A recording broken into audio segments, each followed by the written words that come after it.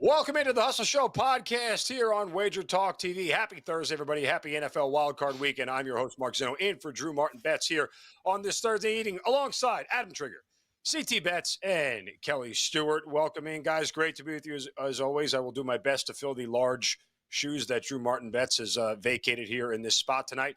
But we got a lot of great things coming up on the show. Not only do we have a Viva Wildcard Weekend promotion that we'll give more details on the show about. Of course, we'll have big game breakdowns, best bets from all of us here on the show. And we'll start it off with Adam Trigger. Adam, how are we doing today, man?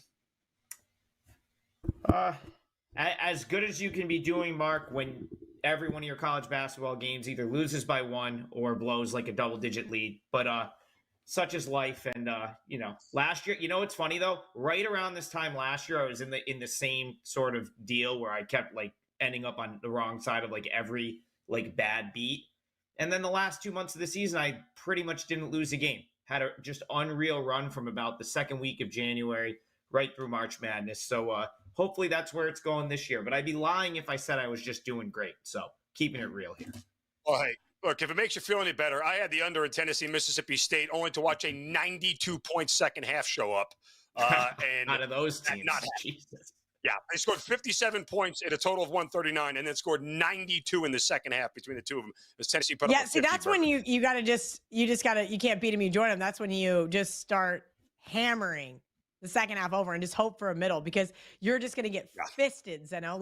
That's literally what I've started doing with some of my stuff. If my team looks great, then if last night, Ohio State looked decent in the first half, and TCU looked shitty in the first half. So it's I bet the opposite of what I see. It's it's the only way to stay afloat and not want to hang yourself.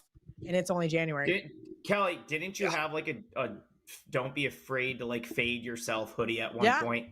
Wasn't that a thing? Yeah, I forgot about that. And that's literally what it is. You guys, I bet Michelle Obama 4 days ago with Uncle Ben at Bet 365. Don't be afraid to fade yourself and hedge your happiness, okay? I had the women in a tizzy this morning at the hair salon. They were all melting down going, how could you bet her? And I'm like, hello? That's what you have to do sometimes. Sometimes it's just, it's like a consolation prize. I didn't get what I wanted, but at least I won money. It's better than the stock market's doing right now.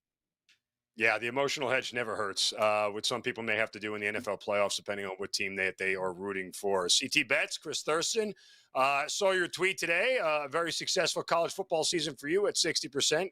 Great job. Wonderful. How are we doing tonight? Thank you, sir. Mark, always a pleasure. I'm doing very well. Thank you. Put a bow on college football season on Monday night with the Wolverines. That was great. Trig and I came in sixth place in the Westgate Super Contest in the Pick 5. So we got a nice big check to cash. Well, not big. I don't know how much it's going to be. I think it's going to be 16,000, 17,000, but it's going to be gigantic. I want to take the check and I want to whack Trig over the head with it. But I haven't decided yet if I'm going to allow him to come out and get presented the check with me yet. That's TBD. But I'm doing great, Mark. And Wildcard Weekend. Happy Wildcard Weekend to everybody. Great to be here. That's so funny. The giant checks are wonderful, CT. It's going to have to go in your office. My giant check was in my office for years after I won the mini contest. And when I moved to Florida, I'm like, okay, it's past. It's moved too many times. It's a pain in the ass. Those things are huge. I've never had one, so I'm looking forward to getting one. Yeah. That's the point. I wonder if you've never had one. Go ahead, John. Yeah. No, I was looking at the standings and stuff, because obviously I wanted to see where we ended up and whatnot. I'm curious, maybe this is a question for John Murray, because this is really interesting. I wonder if someone's ever finished, we finished, I think, tied for sixth or whatnot. We did not cash in any 3-week, 6-week, or 9-week prize. So we were just consistently, I think we went 3-2 just every above single average week. enough to somehow get sixth place, but never to go 14-1 or something. We never cashed in a single, not any 3-week, because that's how Westgate does it. Because it's first, second, and third in those 3-week contests. It's not like it's 3-week contest, 6-week, right? 3-week contest, 6-week contest, 9-week contest, full season. So it's a lot different than Circa Million. There's there's 12 and 15 too. Right. Yeah, we didn't cash in anything but the full season. I wonder, I was almost how did that even happen? But I don't think we ever went 5-0. but I don't think we ever had a terrible week. We pretty Yeah. much went Bunch 3 of and 2 every 4-1s single week. and a lot of 3-2s, and not Yeah, you not a got horrible you got to week have until some that. 5-0s in there if you want to cash one of those like smaller contests. You got to be at worst 13-2 at worst. We'll take it though. And But finally, yeah, Kel, better than a sharp Absolutely. stick in the eye. Better than thinking you got second place in one of those mini contests and then not.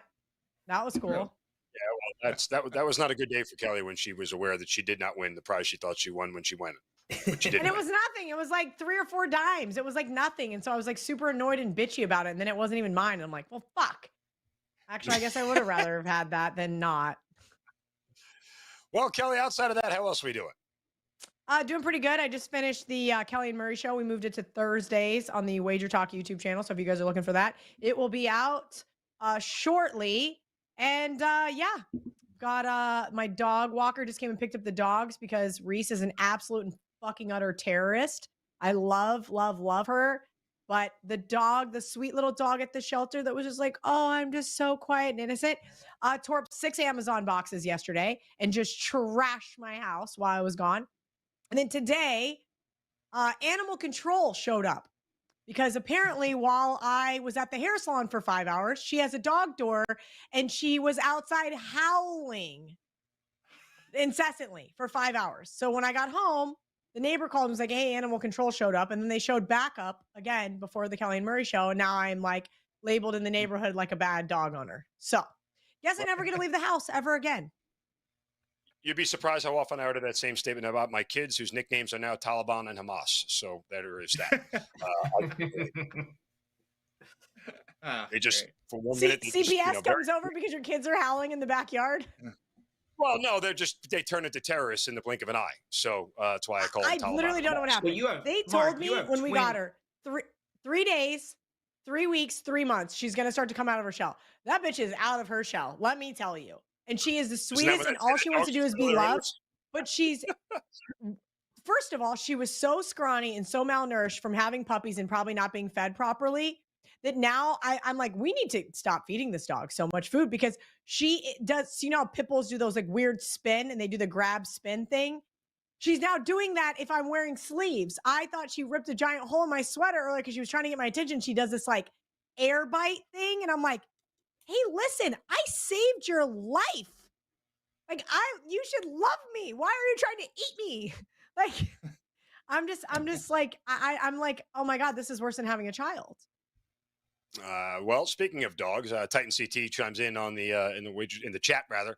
Say dogs this wild card weekend. So let's get to it here, guys, as we go forward. And yes, Trig, I have twins. They are terrorists. All right. Big game breakdowns across the board here. Adam Trigger, you're up first. Hit it.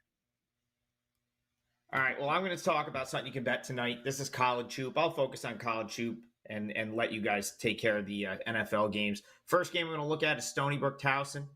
This is one that just missed my client card, but I still have a pretty strong lean here. So our buddy Brian Power, who is not on the show tonight, did a great breakdown of the game for the total.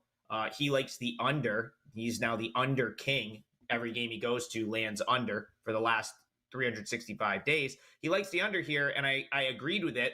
And I started to look at this game a little bit more and think there's a little bit of a correlation between Stony Brook plus the points and this one, being an under type game. So first of all, Towson plays super slow, which I think is going to benefit Stony Brook, and I'll get into that in a second. But the other thing is they just do not score. And the more I watch this Towson Tigers team, the more I realize that they really miss Cam Holden and Nick Timberlake, who were 17 points and 14 points, respectively, last season. They just don't have the same pop offensively. They don't score a ton of points because they play very slow, but now the efficiency numbers are way down.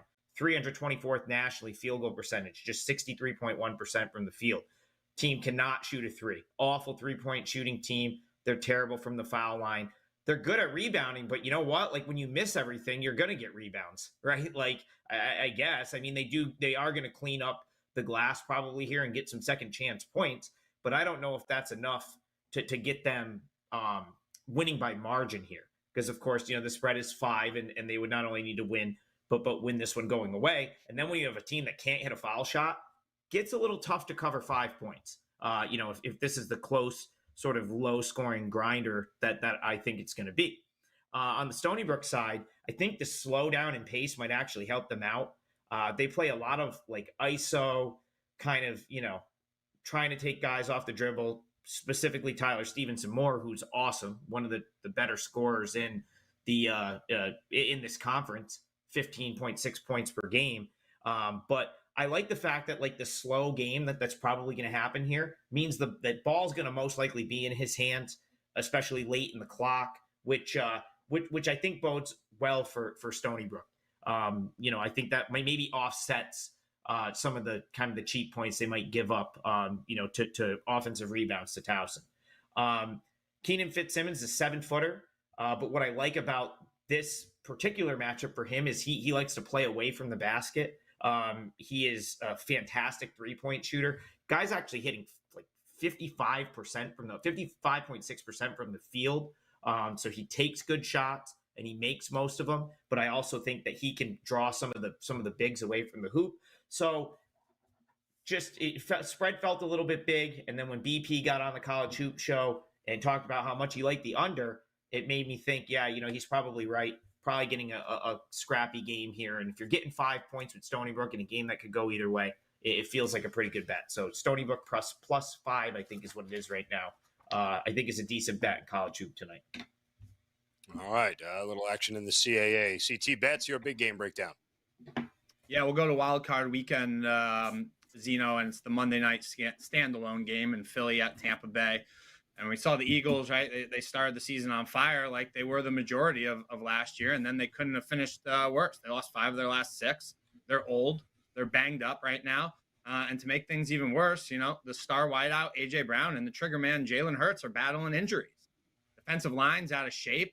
They have trouble staying on the field for multiple plays in a row without having to grab a breather. They've gotten worn down, from the season before. Like, that's what happens when you go on a Super Bowl run. You get tired towards the end of the next year, and it's showing right now. And I don't think there's much gas left in the tank. The Bucs have kind of had an up and down year, and they really haven't been too impressive the last couple of games. But the good news is that the Bucs are getting much healthier. They're playing better on D. The Gulls did take care of business versus the Bucs earlier in the year. They covered as road favorites, outgained the Bucs pretty badly. But this is a new game, and Baker has seemed to take the Bucs team over. He's leading the way here. Gulls defense has been a problem as of late, and I think the home pup and Baker can take advantage of them. So I played on the Bucs here, +3. Don't be surprised to see Baker Mayfield advance to the next round. I think I'm the only person on the Eagles this weekend. I will say that much. You sure are. I am a man on an island here.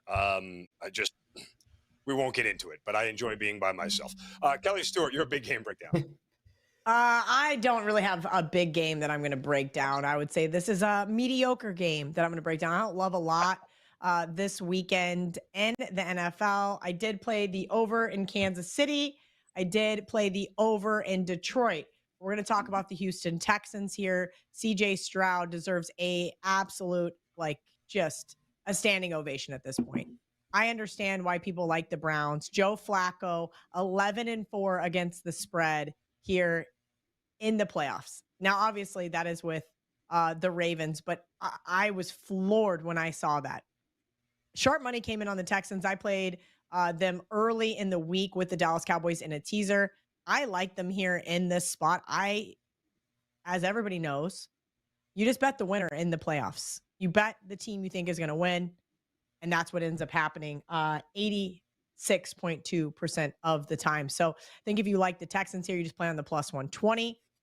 I did as well. I think that this is a team that's not getting enough credit for what we've seen from them. Obviously, the Browns flying really high right now, but some injury concerns. But of course, and I do think that the Texans will win this game, and maybe Joe Flacco will go play for another team. Listen, I keep trying to tell people I covered. I mean, we're obviously they already paid Deshaun Watson, so he's their guy. Did Flacco play himself into another contract somewhere else? Maybe. Absolutely not. I mean, there's a reason why he didn't get a phone call to December, and Cleveland was so desperate after DTR and PJ And Walker look what he's been failing. able to do. Okay, but I've been telling everybody this because I covered Flacco's entire career in Baltimore. There is a stinker in his back pocket coming somewhere. And oh, by the way, if you want to take Flacco at plus money, it's coming. It's coming. Yeah. It's If you want to take him to throw Saturday. over 1.5 picks this weekend, absolutely do it because he's going to throw interceptions. It's going to happen. But that all said, again, I think that there is reasons to like Joe Flacco, but eventually, I think the Cinderella is going to end up. The glass slipper is going to fall off her. All right, real quick here. Big game breakdown for me. Situational play in college hoops tonight on UNC Wilmington. Playing their first home game in over a month. And get this, guys, playing their first home game against a Division I school the entire season. Wilmington's played like a bear of a schedule to start this year. Toughest schedule in the CAA by a wide margin. And it's telling that they're laying this big of a number against a Monmouth team that's 2-0 in conference play to start the season. Now, Wilmington has a much better offense by a wide margin here as well. 83rd adjusted offensive efficiency, while Monmouth is 222nd. So this is all about pace for UNC Wilmington and how fast that they can play. The Seahawks have the best player in the conference in Trezarian White, averaging 20.9 points a game on 55% shooting. Just absolutely blistering. I think Monmouth's defensive numbers grade out better because of a weaker schedule.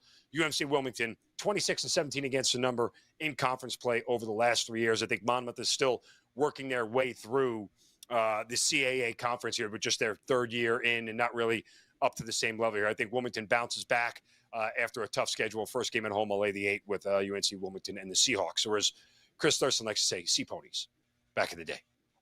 Anyway, that's my big game breakdown. Before we get, Seahorsies, sorry, right? Seahorsies, Sea Ponies, whatever you call them, whatever. Before we get to our big game breakdown here, guys, want to remind you guys that we are doing the NFL Wildcard Weekend contest. Go 6-0 against the spread and win an 8-pack of Viva.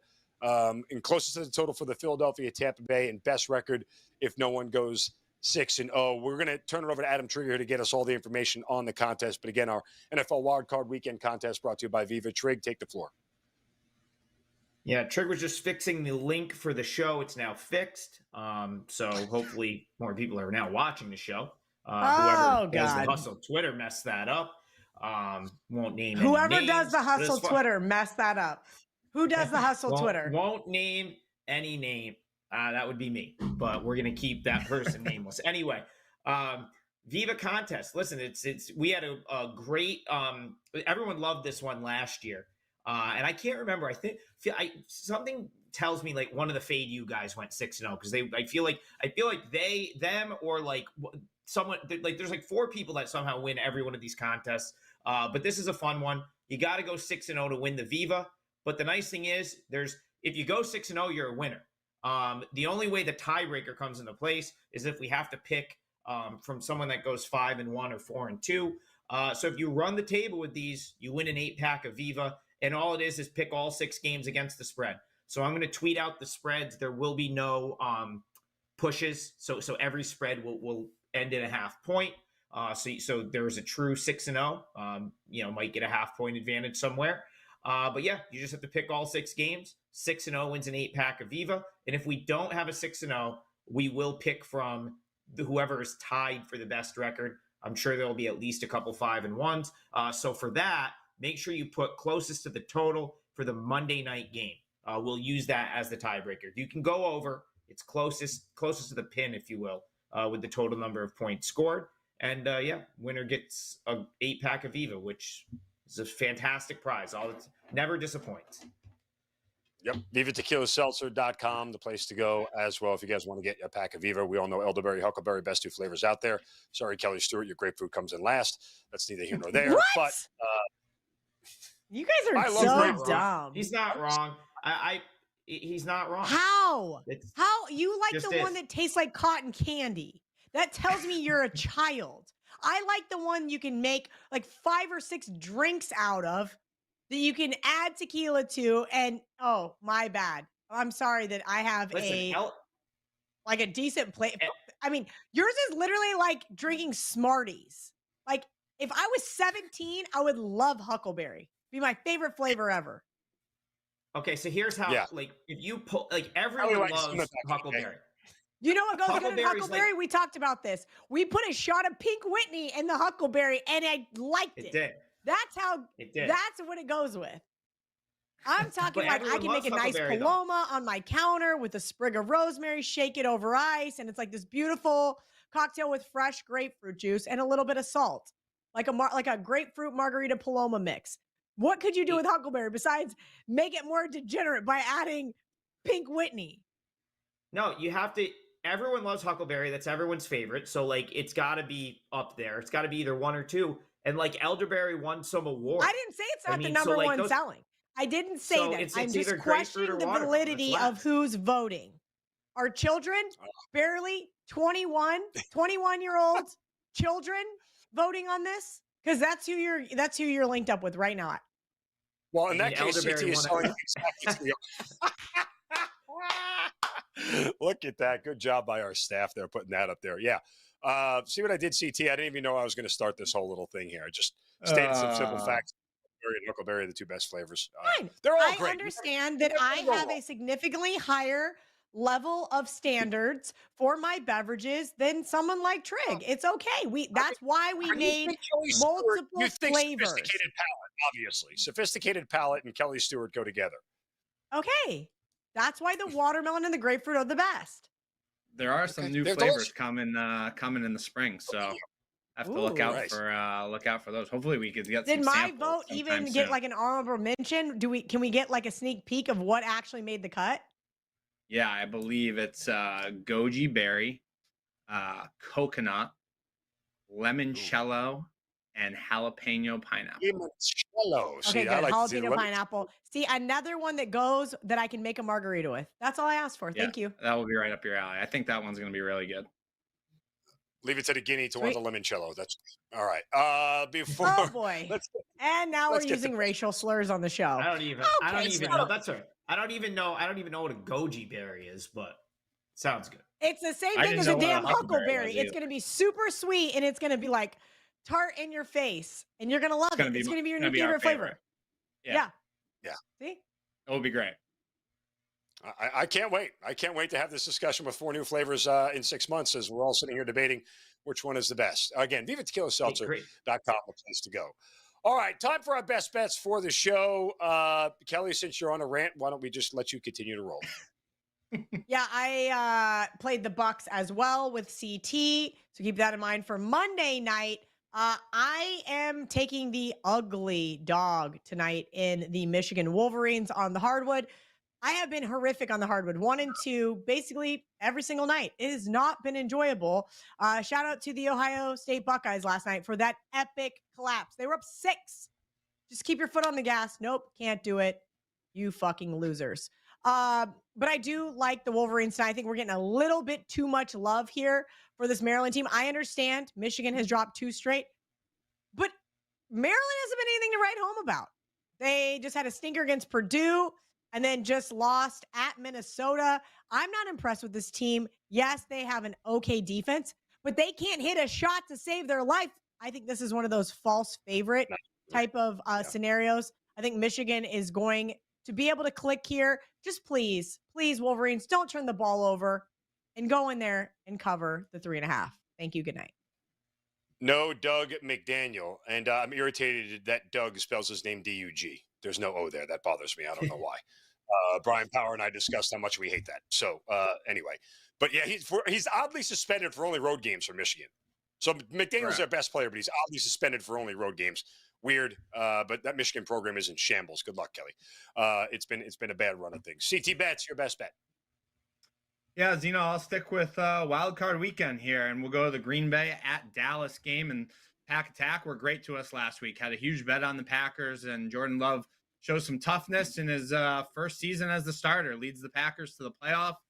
Dallas been spectacular all season long, especially at home. And unfortunately for the Packers, they got to go down south and play the Cowboys where they're most comfortable, right? And as good as the Packers were last week, they still only put up 17 points. They struggled in the red zone, 2 for 4 in the red zone. They missed a field goal. They had that horrible series at the end of the first half where they can't get out of bounds, cost themselves points again. This is something, Zeno, you could get away with versus the Chicago Bears. This is something that you can't get away with versus the Dallas Cowboys. They will make you pay for it. I'm not a huge McCarthy fan, but I do think he's going to have a good game plan to beat his former team. I think that Dak's going to be able to carve Joe Barry's D right up. Let's not forget, this is a Packers team that struggled with an absolute anemic Panthers team not a few weeks ago. What, they give up 30 points to the Panthers? How is that even possible? Dallas is going to take care of business. They're going to cover the number. Went to 7 now. Give me the touchdown. I'll lay the touchdown all day. Dallas at home gets it done. I think this might be double digits, Zeno, to be honest with you. Dallas in blowout fashion here. I mean, look, I tend to agree. I've used the formula all year long, guys, in cash. Dallas first half at home because they score so much early. You want to lay the 3.5 or 4, or either that or the first half over, just because the number and the rate that they score the most first half points of anybody in the league, near 20 points on their own in the first half. You know, it's just a formula that's worked all year long with the Cowboys whenever they are at home. So just a little tip there. But I agree with you, CT. Cowboys all the way. Adam Trigger, your best bet. My best bet is Binghamton, the Bearcats, Mark, +6.5, actually +7. I think I gave this out to clients at +7. It moved a little bit since I talked about it on the college basketball show. I think there's 7 and 7.5 pretty widely available now. So Binghamton +7, matchup in the America East tonight. And basically two teams that I think are really similar. Like I don't, the perception is Bryant is much better. But what I see is two teams that both play pretty much all guards. They're going to play small. It's you know, they both play 4 guards and kind of a forward that plays like a big but is more like a guard. And it's going to be hard for either of these teams, I think, to pull away. I've seen, you know, both play in person. Bryant, they really like get to the hoop well. They kick. They're a very good 3-point shooting team. 60th in the country, so top 100, you know, shooting the 3. But Binghamton, they've got it's going to be like eerily similar how close these teams match up, and I like the way Binghamton can potentially go at them. They've got 2 transfers, so Timu Shinnery comes from Quinnipiac. I liked him in the MAC. I like him even more at Binghamton. He's leading the team in scoring, and then Samir Torrance from Syracuse. He never really caught on for the Orange. But in this conference, in the America East, he's a double-digit scorer, and he's definitely, like, you can tell the drop in class of playing, you know, from playing in the ACC to playing in the America East has helped him out, because he's definitely, like, probably the second best player on the Binghamton team, one of the better players in the conference. So I just, you know, neither team shoots free throws particularly well, but Bryant, for having like all guards on the floor, this team is like 340th in the country in free throw shooting. Again, not something that, you know, you want when you're trying to lay 7. It is a team that can't hit free throws to close out the game. And Binghamton, surprisingly, has not played a Division I opponent since December 22nd. They haven't played a game since December 30th, which, you know, you might say, okay, team's a little rusty. But this Binghamton team at the beginning of the year was a lot better than I feel like they were, you know, down the stretch when they got a little fatigued. So I think a couple weeks off might do them some good, get everyone rested. And I think that stamina and the ability to go 40 minutes is going to be big here. So a rested Binghamton team, I think they come in and give Bryant a great game. Could go either way, and I'll take the 7 points. Go Bearcats, and it is a client play for me. Adam Trigger, follow him on Twitter at TopFlightSI. All right, my best bet, guys, real quick, short and simple. Rams, team total, over 23.5. If you look at the Lions here, and first of all, look at the total in this game. But if you look at the Lions here at home this year, they've given up at least 24 in 5 of their 8 games at home. We know this defense is a problem. And if you look at the 3 games where they didn't give up more than 24, Falcons, an offense that only averages 18 points a game. Raiders, an offense that only averages 17 points a game. And Broncos, an offense, Kelly, that we know only averages about 17 points a game. The other one they didn't was the final week of the regular season against the Vikings. You can kind of throw that one out. Obviously, there wasn't a lot on the line for either team there. So this is a defense here that's not going to be able to slow teams down on the year at home. They're averaging giving up close to 22 points per game. On the flip side, you look at the Rams and this offense here, they have only failed to get to 24 on 5 of 8 occasions on the road this year. One of them was without Matt Stafford in the game against the Packers. One of them was the final week of the regular season against the Niners. And the only other one was week 3 or 4 against the Bengals in Cincinnati in a 16-19 game. Other than that, guess what? Rams can score. This is the same Rams team that walked into Baltimore against the best defense in the league and dropped 31 on the Ravens. So I don't know who's going to win this game. There's a lot of emotion on the side. All I know is even if the Lions somehow manage to build a big lead and it's a 30-17 game, like I don't have a garbage touchdown in the fourth quarter that they're going to let score to get to 24, the number is right there for us. Lions team total over 23.5 for my best bet this weekend. All right, again, make sure you guys jump on and enter the Viva Tequila Seltzer Wildcard Weekend contest here. Hit up Trig on Twitter if you got any questions about it. Trig, you're going to send out a link, I assume, for everybody? Yeah, I will. So I'm going to put out a tweet, and it's just going to have the lines that we're going to use. All you need to do is, so this is actually kind of important, to enter, you need to retweet our tweet with your picks. So remember, quote tweet, the tweet with your picks, and then if you go 6-0, you win the Viva. If 2 people go 6-0, 2 people win the Viva. So yeah, get your entries in, and good luck on Wildcard Weekend. Real quick, guys, just for kicks and giggles, I'm curious. Rapid fire down the line. Best NFL job opening right now. How would you grade it, Kelly? I think it's got to be the Chargers. I mean, look, you've got Justin Herbert, who has yet to have a competent head coach. I'd like to see what he's actually made of with somebody that's not a complete bonehead named Anthony Lynn or Brandon Staley or any of the other guys that have just completely squandered away his talents. Jim Harbaugh going there, Bill Belichick going there. I would be absolutely shocked if he didn't come to some sort of fruition to be an NFL quarterback that maybe even makes the playoffs. Unlike last year, that was bad for CT. CT hates that team. So it'd be only fitting if Bill Belichick went there. Well, Belichick is probably either the Chargers or the Falcons from what I'm hearing at this point in time, Bob. But CT, what do you think is the best opening? The problem with the Chargers and Bill is, from what I've heard, Chargers owners have a lot of kids in the front office. Bill won't stand for that. I don't know if the Chargers owners will be able to kind of come to terms with that, getting the kids out of there. So who knows if that will work, but Bill seems to have kind of come saying that he will make some changes and adjustments the last few days. So we'll see what happens. I think the Vegas job is a huge opening. I think there's a lot of talent there, and Vegas is having all kinds of professional teams nowadays, and that they could do something really special with that. So I don't disagree with Kelly's take on the Chargers. The talent's there as well. So that's my take on that. And Mark, I would argue, guys. Go ahead, CT. I'm sorry. I was just going to say I would argue that those 2 openings may be the worst based off the simple fact that you're fighting for second because the Chiefs have that division on lockdown. Like that step. Do they? Like if you want to, the Chiefs are not even that good. Are you kidding me? The Chiefs are not that good, and they're not going to be able to be that good because they can't afford to get anybody good. Yeah, they paid Patrick Mahomes. This is what the Chiefs are now.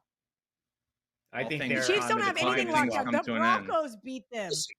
I would nothing more that I would enjoy than watching the Chiefs take a nosedive. Like I'm at Chiefs fatigue. They're probably going to lose because that this is exactly what you're witnessing in real time. No, I can't. Everyone's not lose this weekend. I mean, I didn't necessarily this weekend. I don't think they're necessarily going to lose this weekend, CT. But no, I that's don't what Trent just said. I was just disagreeing. He just said that they're probably going to lose this weekend, and I said I disagree. I just don't think that all I hear is the weather, they have no shot, and I think that's somewhat flawed because I think that's flawed. But the Dolphins cluster injuries are not flawed. Yeah, I had the Dolphins to win the AFC East last weekend. That fucking sucked. That was all but locked up. I mean, there was a point in time where the Bills were 6-1 to win the AFC East. I mean, that kind of came out of nowhere, and those injuries really compiled. It's going to be freezing in Kansas City. I think it's overblown. The field is heated. There's going to be heated benches and coats and all these other things to keep yourself warm.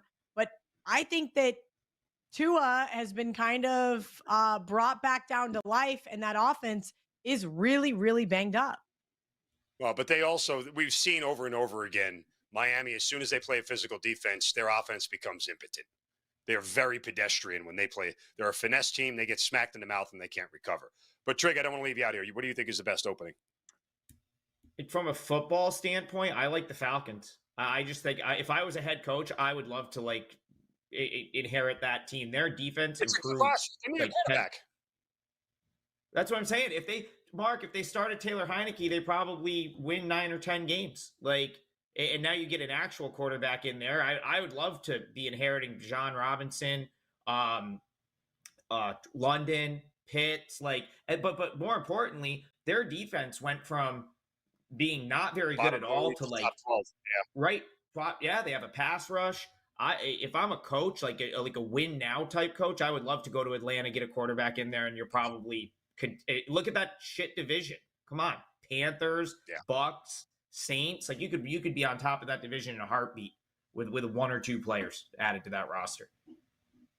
I tend to agree. I cover the team here closely. I don't know how much ownership really is an appealing option there. I mean, a lot of these big ego guys, and that's why they keep hiring first-time coaches under this leadership tenure, is because some of these older guys who have a lot more chutzpah aren't willing to deal with a lot of the things that go on. They don't need the headache. So, CT, you owe me an apology. I texted when I was off air one of the owners of Viva, and I said, I would love to get a couple samples of that pineapple jalapeno. And he goes, the flavor is not complete yet. We're still developing it, but it's not going to be pineapple jalapeno. Oh, did he say it's going to be a jalapeno flavor? Yeah. But I want a citrus. Sorry. I'm not an owner. I need a citrus. It needs to be put your own pineapple jalapeno. It needs to be there's got to be something, because otherwise it's just jalapeno is going to be too fucking hot for me and I'm going to cry about it. Make it up with the owners. Yeah, I'm trying. You know what? I'm pleading my case right now. I'm like, hi, I'm your customer for that flavor. Right here, me. That's great. Take it up with the owners. He said it with a straight face. All right. We will put a bow on this episode of the Hustle Show podcast. Make sure you guys hit that subscribe button there.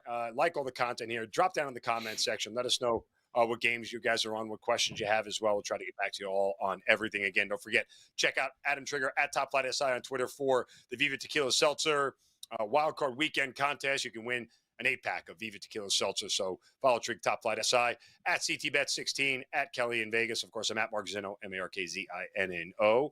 Thank you guys for watching and following along as well. We appreciate it. We'll be back next week for another episode of The Hustle. So for Kelly, CT, Trig, Mark Zinno here. You guys have a great night. Enjoy Wildcard Weekend. We'll talk to you next week.